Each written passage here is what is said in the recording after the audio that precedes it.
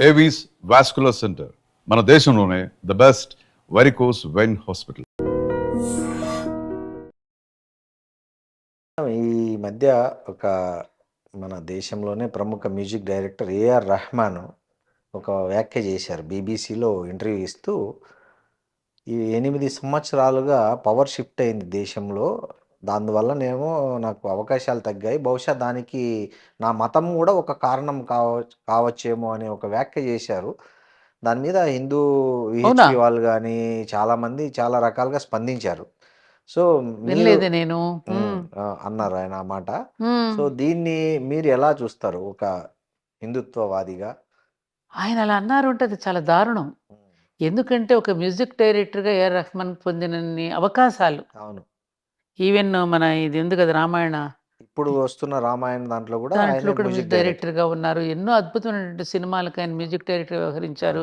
తర్వాత ఆయన దీనికి 'వందే మాతరం' వాటికి ఆస్కార్ అవార్డును పొందినటువంటి వాడు. భారతదేశం అని ఎంతో ఆదరించింది. అవును. ఆయనంటే అసలు దేశ కాలాలకు అతీతంగాను, కులాలకి, మతాలకు అతీతంగా చూసే దేశం ఏదైనా ఉందంటే అది నా దేశమే. హ్మ్.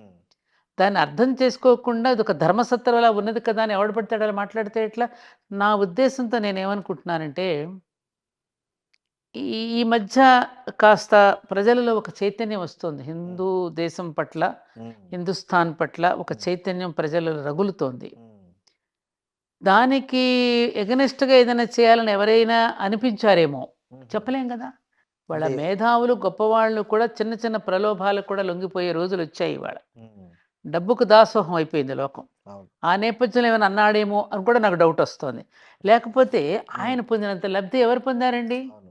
ఎంత హైయెస్ట్ పేరు పెయిడ్ మ్యూజిక్ సంపాదించుకున్నాడు? డైరెక్టర్ అతను. హైయెస్ట్ పెయిడ్ గదా! అవును. ఆ మాట అన్నాడంటే చాలా ఆశ్చర్యంగా ఉంది నాకు. అలా అనకూడదే! హ్మ్. ఎందుకన్నాడు ఆ మాట? అదే అన్నారు మరి. దీని వెనక ఏదో ఉండుంటుందని నా ఉద్దేశం. అంటే ఏమై ఉంటుందనుకుంటున్నారు ఏదో మీరు? సంథింగ్ కుట్రండి. ఇప్పుడు మన దేశం మీద ఎన్ని రకాల కుట్రలు పన్నుతున్నారు శ్రీనివాస్ గారు. మీకు అంటే ఇప్పుడు తెలియనిదేముంది? అవునవును సార్. అంటే ఏవండి? ఇప్పుడు రెహమాన్‌కి ఎవరన్నా మన శత్రువులు ఆయన ఏవండి? హ్మ్.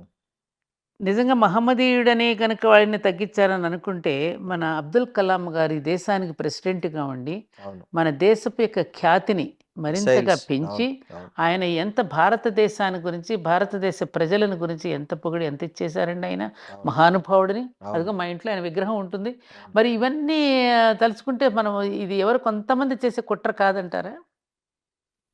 అదే ఎంతమంది ఫ్రస్ట్రేషన్‌లో గొప్ప ఉన్నారు. వాళ్ళని ఈ దేశం హక్కును చేర్చుకో అదెంత ఎందుకంటే 'తస్లీమా నస్రీన్' హ్మ్. 'లజ్జా' అనేటువంటి పుస్తకం రాస్తే అవునవునవును. ఆమెను బంగ్లాదేశ్ బహిష్కరిచ్ నుంచి బహిష్కరించారు. బహిష్కరిస్తే ఏ దేశం ఆశ్రయం ఇచ్చిందండి ఆవిడకి? ఇండియా. నా దేశం కదా ఆశ్రయం అవును. ఇచ్చింది. అవును. ఎంతమందిని నా దేశం కడుపులో పెట్టుకుందండి? మొన్నటికి మొన్న ఎన్ని ఆమె రకాల కుట్రలు పన్నినా, ఎన్ని రకాల దాడులు చేసినా, ఆ అమ్మవారు గనుక రాక్షసులను సంహరించి మళ్ళీ తన మెడలోనే వేసుకున్నట్టుగా ఏవండీ? అవును. మళ్ళీ వాళ్ళందరిని స్వీకరించింది నా దేశం కాదా? అవును. ఎంత దారుణం అండి ఇది. కాబట్టి ఇటువంటి వాటిని తప్పకుండా నన్నడిగితే హిందువులు ప్రతిఘటించడం కాదు. మహమ్మదీయుల విషయాన్ని ప్రతిఘటించి అతని నోరు మూయించాలి. ఏమిట్రా ఇలా మాట్లాడుతున్నావు? మన దేశం మనకు కావాలని మనం విడిపోతే కూడా మిగిలిన వాళ్ళకు కూడా ఆశ్రయం ఇచ్చి, ఉద్యోగాలు కల్పించి, చదువులు చెప్పించి, మన ప్రత్యేకంగా రాయితీలు ఇచ్చి, మైనారిటీస్ పేరు మీద ఇంత ఇచ్చి మనకి ఈ దేశం ఆదుకుంటూ ఉంటే మీరు ఇలాంటి మాటలు మాట్లాడి మేము కూడా జీవించడానికి కావలసినటువంటి ఇబ్బందులు కలిగించే పరిస్థితులు ఎందుకు తీసుకొస్తున్నారు మీరని వీళ్ళే కోప్పడాలి వాళ్ళని. హ్మ్.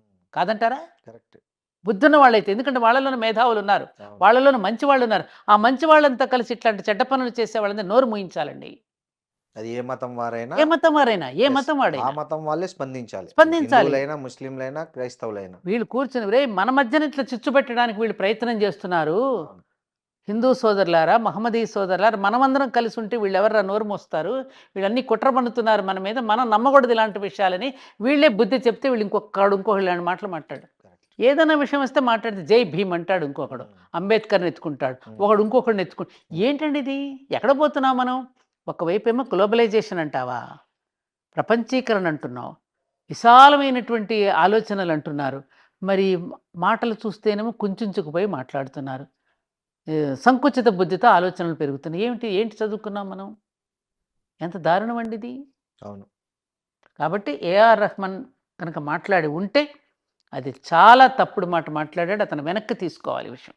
అదే తప్పుగా అర్థం చేసుకున్నారు నా వ్యాఖ్యలని చెప్తున్నాడు తర్వాత.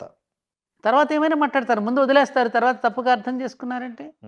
అలా మాట్లాడి ఉంటే మాత్రం నేను వినలేదు కాబట్టి మీరు అంటున్నారని నేను చెప్తున్నా. అవునవును, వాస్తవం. అలా మాట్లాడి ఉంటే మాత్రం చాలా దారుణం. అతన్ని ఈ దేశం చాలా గౌరవించింది, అతని పాటల మ్యూజిక్ని అభిమానించింది, అతనికి చాలా కోట్లాను కోట్ల డబ్బులు రావడానికి ప్రజల డబ్బు కాదా? అవును. ఏమండి, ఒక యాక్టర్ సంపాదిస్తున్నాడు అంటే కొన్ని కోట్లాను రూపాయలు ఎవరి డబ్బు అండి అది? అభిమాన ప్రజలు రూపంలో. అభిమానించి టికెట్ కొనుక్కుంటే కదా వీళ్ళకి డబ్బులు వచ్చింది. అవును. ఆ ప్రజలకు రుణపడి లేరా వీళ్ళు? ఆ ప్రజలందరూ వీడు ముస్లిమా, వీడు హిందువా, వీడు క్రైస్తవుడా అని సినిమాలు చూస్తున్నారా? లేదు. జేసుదాస్ గారండి, నేను నిజంగా ఆయన ఎక్కడన్నా కనపడితే పాదాల మీద పడిపోదామని ఉంటుంది నాకు. అవును. జేసుదాస్ గారు ఎంత అభిమానిస్తున్నాం, ఎంత క్రిస్టియన్ అయ్యుండి గౌరవిస్తున్నాం, కూడా అయ్యప్ప ఎంత స్వామి చక్కని పాటలకు పాటలు ఆయన పాడుతుంటే ఎంత ఎందుకండి ఇలాంటి సంకుచితంతో ఆలోచిస్తున్నారు వీళ్ళు? కాబట్టి దీని అంతటికి ఏం లేదండి, ప్రజలు కూడా కుంచుకుపోకుండా, సంకుచిత తత్వంతో ఆలోచించకుండా, ప్రజలు కూడా ఆలోచనాపరులై ఇటువంటి మాటలు తిప్పికొట్టాలి. ఎవరు? ఎవరు? ఆ మతాల ప్రజలే. ఆ మతాల ప్రజలే తిప్పికొట్టినప్పుడు వీళ్ళకి బుద్ధొస్తుంది. Yes. అరే మన వాళ్ళే మనల్ని వ్యతిరేకిస్తున్నారు. ఎందుకంటే ఒకప్పుడండి ఒక కులంలో కానీ, ఒక మతంలో కానీ తప్పు చేస్తే వాళ్ళని బహిష్కరించేవారు. అవును. ఇవాళ అది లేదు. ఊరిలో కూడా ఎవరైనా తప్పు చేస్తే బహిష్కరణ జరిగేది.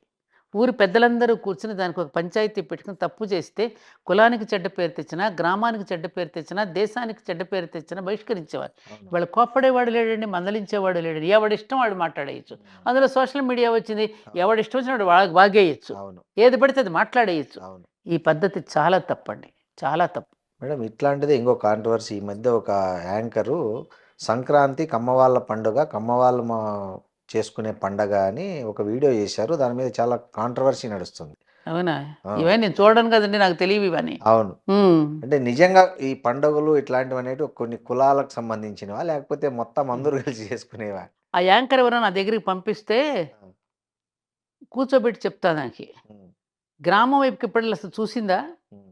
సంక్రాంతి పండుగ వస్తే అన్ని కులాల వాళ్ళు కలిసి చేసుకునే పండుగ. అవును. ఆ అమ్మాయి ఎప్పుడైనా గ్రామాల వైపుకి వెళ్ళి చూసి ఉండదు, ఉమ్. గ్రామీణ వాతావరణం తెలిసి ఉండదు. ఉమ్. ఏమండి, అవును. తెలిసి ఉంటే ఇలా మాట్లాడదు. ఉమ్. అన్ని కులాల వాళ్ళు కలిసి చేసుకునే పండుగే సంక్రాంతి పండుగ. ఉమ్. మన ఇంటికి ధాన్యం వస్తోంది అంటే ఆ ధాన్యం రావటానికి అందరి కృషి ఉంటుంది దానిలో. ఖచ్చితంగా. నాట్లు వేసేవాడి దగ్గర నుంచి ఉమ్. దున్నేవాడి దగ్గర నుంచి, నాట్లు వేసేవాడు, కోసేవాడు, తూర్పారు పట్టేవాడు, పంట తెచ్చేవాడు, మళ్ళీ బియ్యాన్ని మిల్లులు ఆడించేవాడు, దంచేవాడు, Yes. ఏమో వండేవాడు, అవును. పంచేవాడు, ఇంతమంది కృషి చేస్తే ఉంటుందని అవును. ఆ కృతజ్ఞతతోని గ్రామం అంతా కలిసి భోజనం చేసేటటువంటి పండుగ సంక్రాంతి పండుగ. ఉమ్. దాన్ని ఆ విధంగా మాట్లాడిందంటే చెప్తున్నా కదండి, ఈ మధ్యన ఉమ్. మీడియా మా ఎవరు గురువుగారు చెప్పిన బొడ్డు ఓడని వాడు కూడా మాట్లాడుతున్నాడు. మిడిమిడి జ్ఞానంతో మాట్లాడుతున్నారు. ఇలా మాట్లాడటం వల్ల ఏమవుతుందండి, ఇప్పటికే ఒక కులం మీద కావలసినంత ద్వేషాన్ని పెంచేశారు. అవును. బాగా అవును. బాగా పెంచేశారు. ఉమ్. ఇప్పుడు చాలామంది వాళ్ళ వాళ్ళ పరిషత్తుల్లో వాళ్ళు మాట్లాడుకుంటుంటే వాళ్ళని ఏమనడలా, అవును. వీళ్ళు మాట్లాడుకుంటే మాత్రం కామెంట్ పెడుతున్నారు. కారణం ఏమిటి? ద్వేషం. ఎందుకు ఆ ద్వేషం? ఇట్లాంటి వ్యాఖ్యల వల్లనే. ఏమండి, ఎందుకు ఇట్లాంటి వ్యాఖ్యలు చేస్తే ద్వేషం పెరగదు మరి? అంతే కదా. ఎందుకని? వాళ్ళు ఏం చేశారని? ఉమ్. సంపద పెంచడం తప్ప, ఉద్యోగాలు కల్పించడం తప్ప, ఏమండి, పాడి పంటలు అభివృద్ధి చేయడం తప్ప, ఇండివిజువల్గా ఎవరికి వాడు స్వాభిమానంతో బ్రతకడం తప్ప? చెప్పండి. అందుకని ఈ ద్వేషం, ఈ అసూయ, ఈ చుప్పనాత్తనాలు మానుకుంటే అందరూ విశాలంగా ఆలోచించగలిగే శక్తి కనుక వాళ్ళలో ఉంటే ఇట్లాంటి వ్యాఖ్యలు రావు. కాబట్టి ఇలాంటి మాట్లాడే వాళ్ళందరికీ ప్రజలందరూ కలిసి నోరు మూయించాలి. సో ఇందాక ఒక మాట అన్నారు, ఆ యాంకర్ నా దగ్గరికి వస్తే ఏం చేస్తారు అంటున్నారు. నేనా? నోరు మూయిస్తానండి. ఓకే. నోరు మూయిస్తాను, సమాధానం చెప్పి నోరు మూయిస్తాను.